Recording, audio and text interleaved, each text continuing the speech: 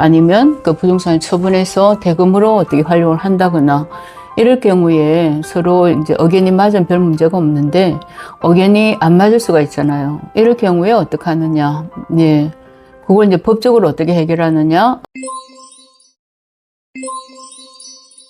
안녕하세요. 하경범사입니다.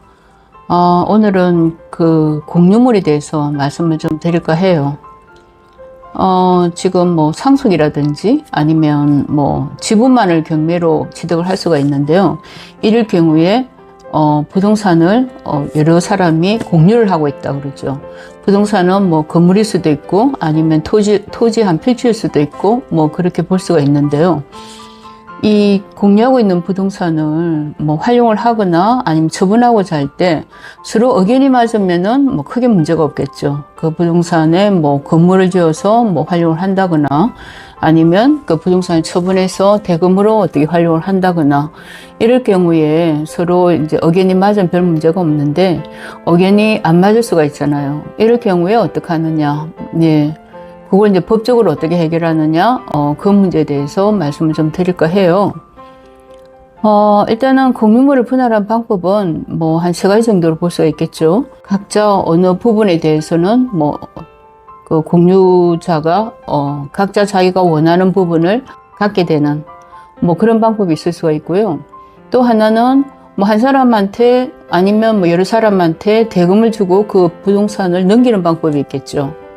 그리고 3번째는 이 전체를 갖다가 경매를 통해서 매각을 하고 그 매각금을 지분에 따라서 나누게 되는 뭐 그런 방법을 생각해 볼 수 있을 거예요.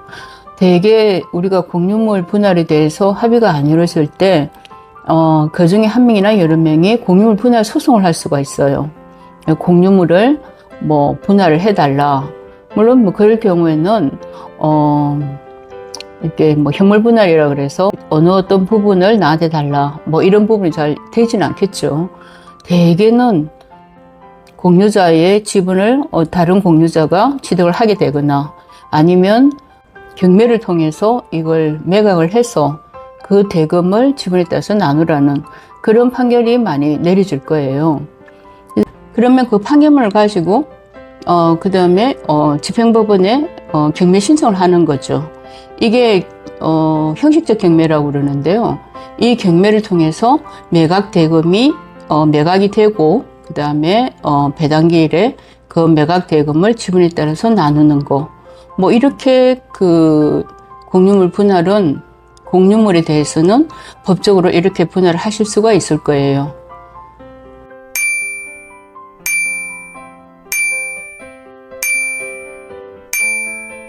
법원에서 받은 갈 청문 주문 별지 기재 부동산에 대하여 경매 절차를 개시하고 채권자를 위하여 이를 압류한다.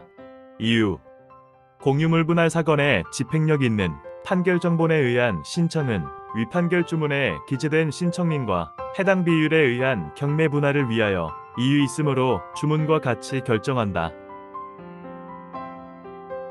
집행법원 경매법원을 제출하는 공유물 분할을 위한 경매 신청서 신청 취지 별지 목록 기재 부동산들에 대하여 경매 절차를 개시하고 채권자를 위하여 이를 압류한다라는 재판을 고합니다.